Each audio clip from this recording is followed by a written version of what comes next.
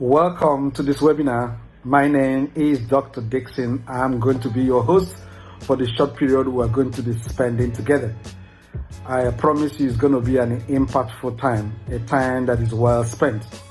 I want to thank a lot of you who are joining from various locations in the world. Keep joining, keep joining.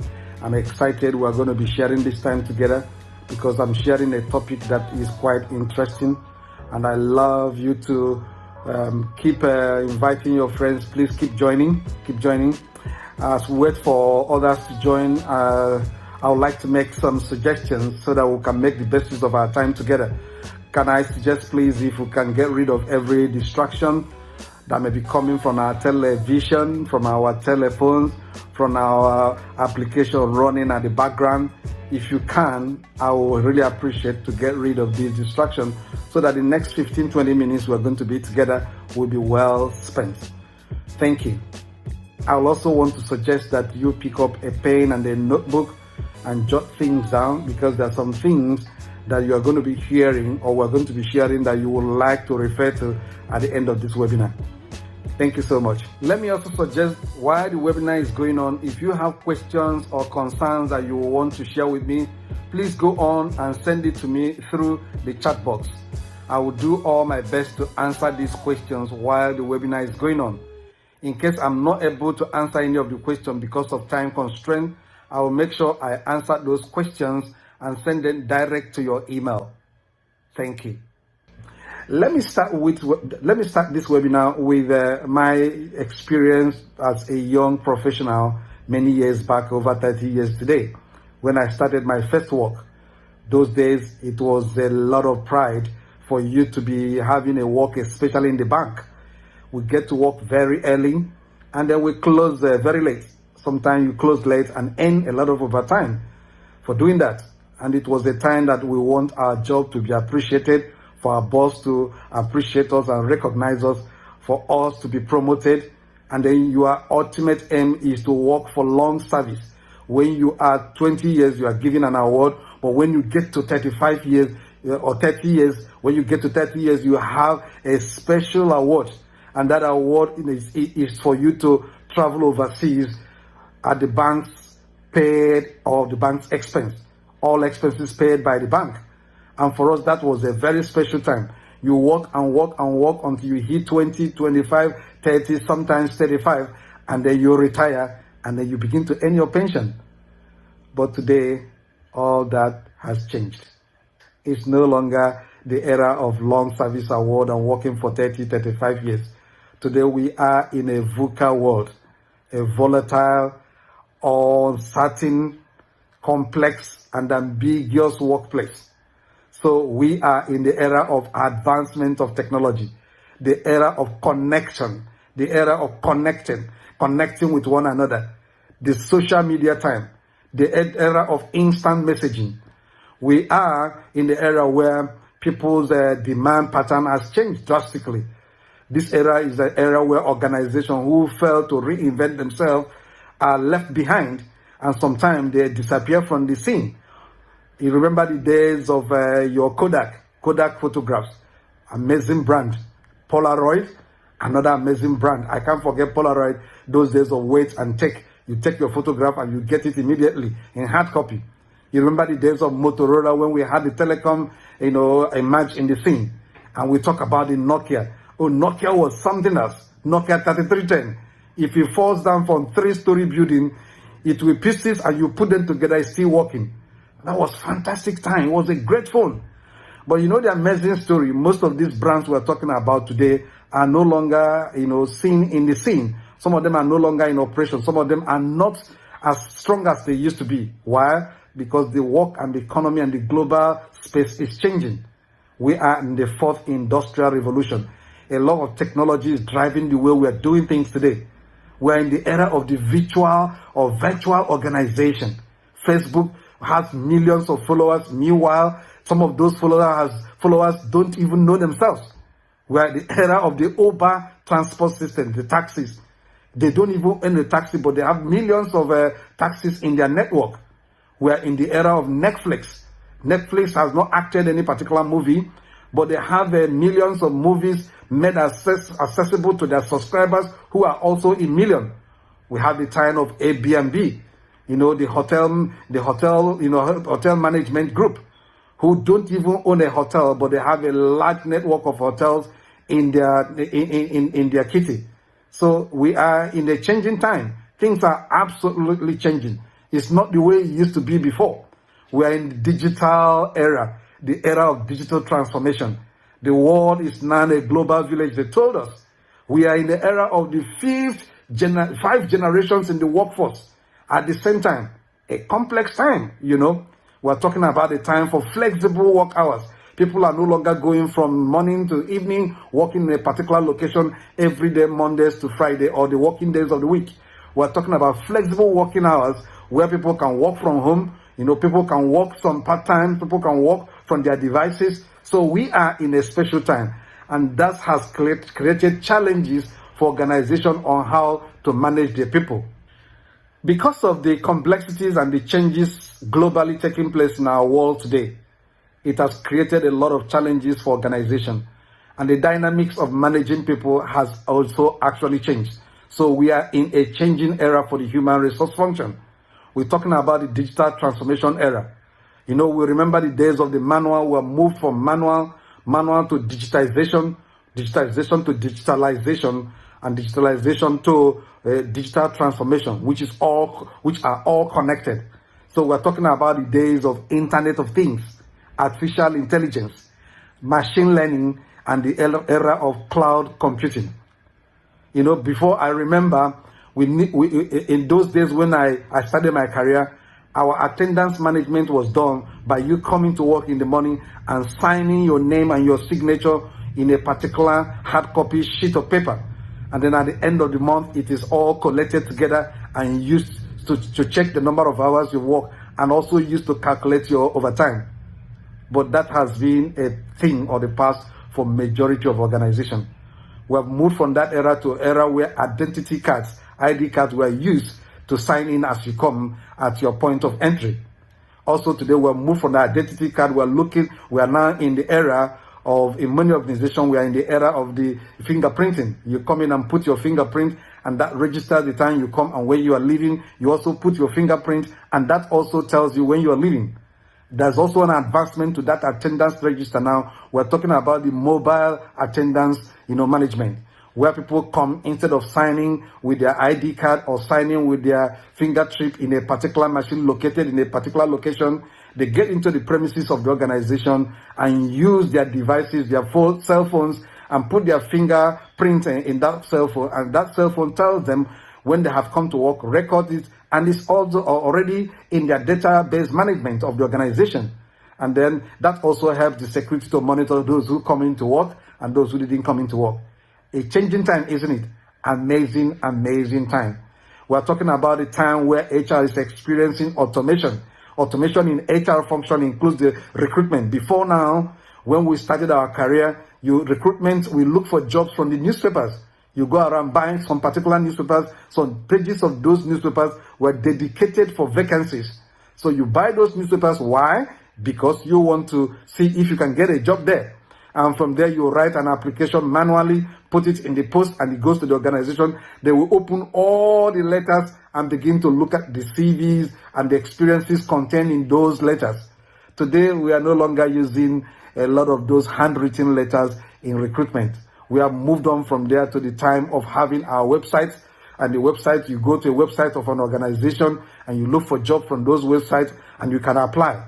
Actually, we have even moved out from there, and we're moved out to mobile application, where people are anywhere they are, anytime, they can apply for job using their devices, their cell phones. So actually, you will agree with me that the changing function of HR is very imminent.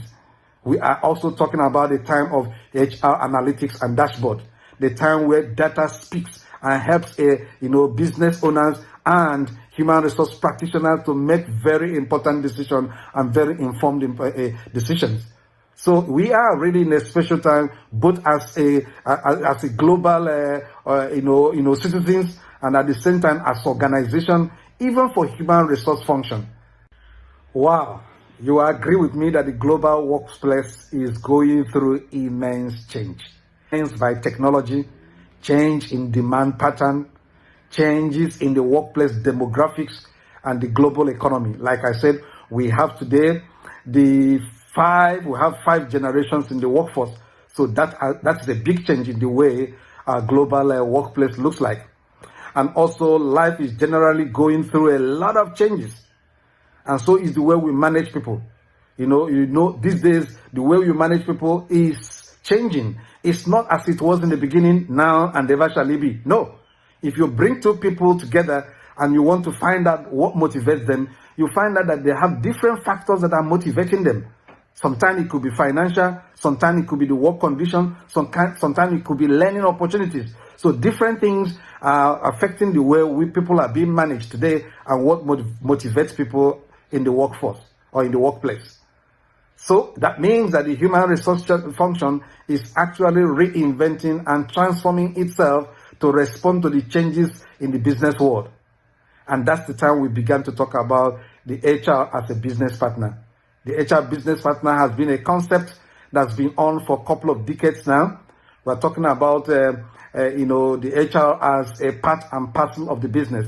No longer HR as an administrative function where you hire and fire, manage overtime, enable people to go on vacation, payroll, make sure people are paid on time. Those things we still do today, but much more than those administrative work, HR has moved on to become a strategic business partner.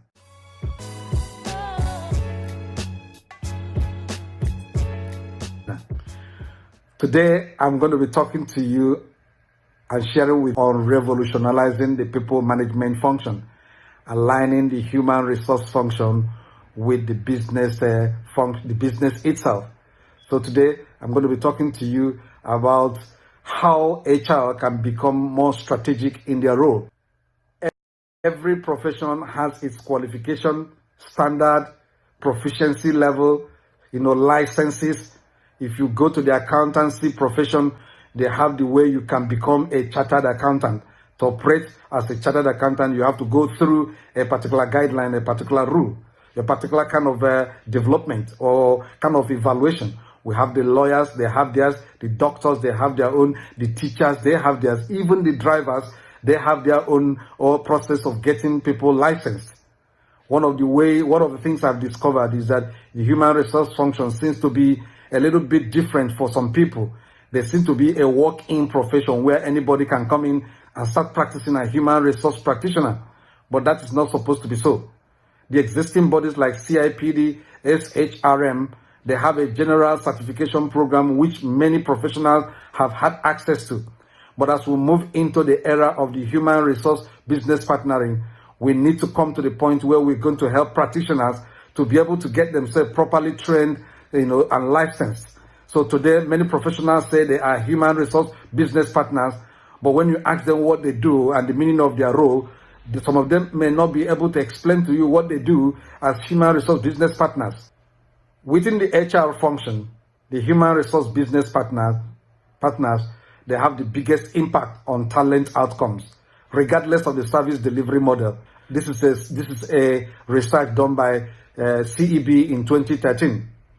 The human resource business partners, when you combine it with shared services, they have a ratio of 86% in terms of impact and 14%.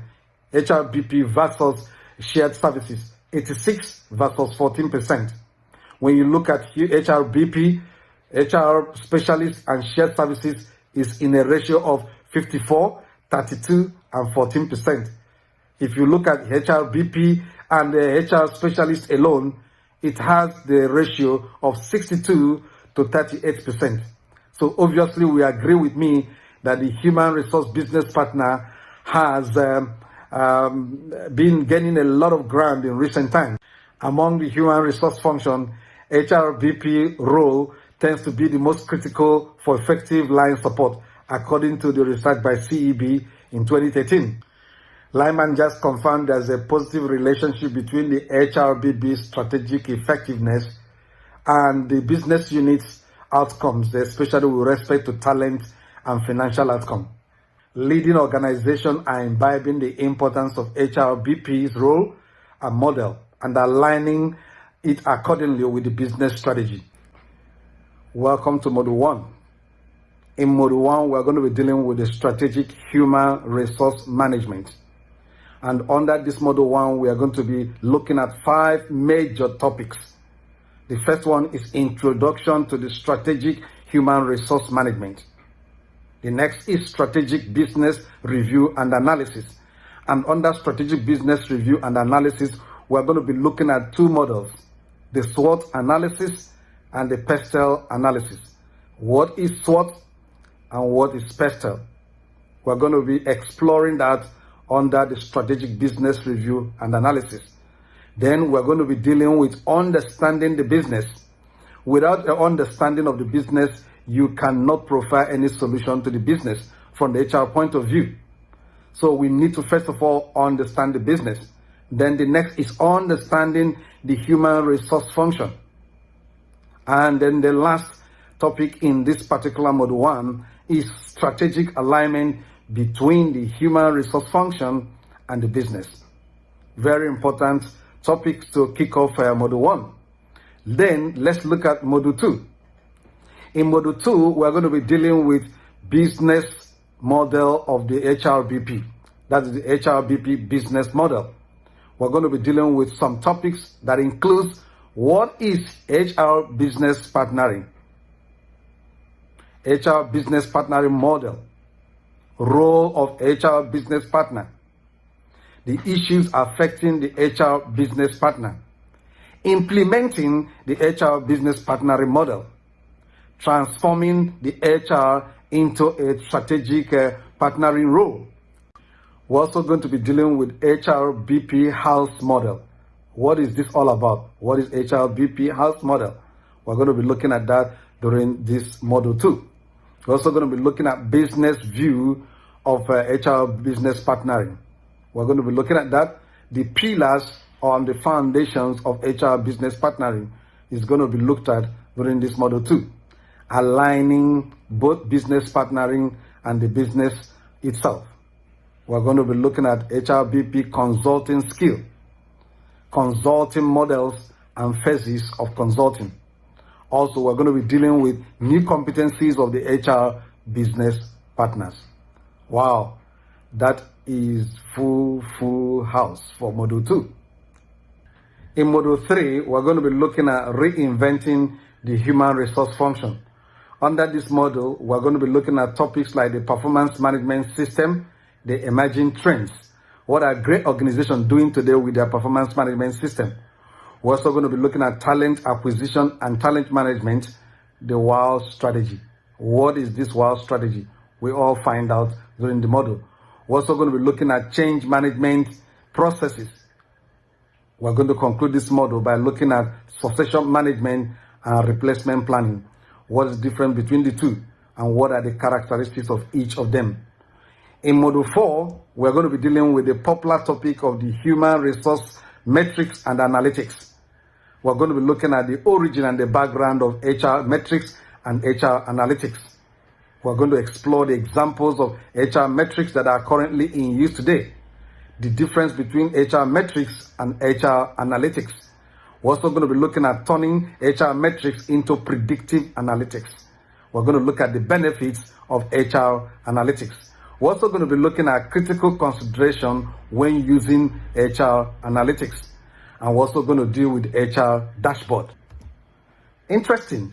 In Module 5, we're going to be dealing with digital transform HR. This is my very favorite topic. Digital transform HR. The digital transformation that is going on today in the world of business is an important area to explore during this particular module. We're going to be looking at artificial intelligence, the definition and the history of artificial intelligence. Where will the budget be for artificial intelligence in 2020 and beyond? You'll be interested to explore this with me. We're also going to be looking at the benefits of artificial intelligence. We're going to be also exploring some of the statistics that we have under artificial intelligence or statistics dealing with artificial intelligence. We're also going to be looking at artificial intelligence in our daily work lives.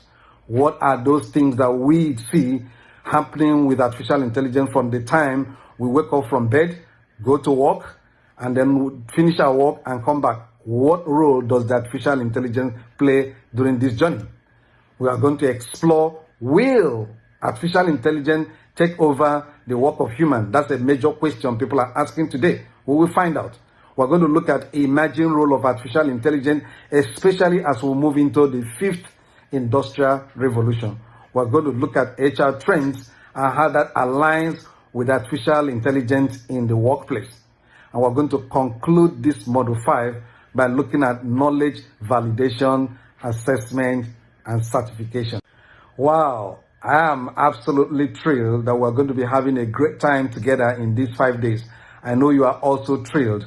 Please keep on asking all your questions, sending your concerns and questions through the chat box that is provided for you on the platform. I'm looking forward to seeing you. Ensure that you enroll for this program, especially now that most of you may be planning for your annual learning and development for all your employees. It's a good time to make sure you also improve yourself as HR professional. I'm looking forward to seeing you. Remember, my name is Dr. Dixon, and I'm here to help you succeed. Thank you. See you soon. Bye for now.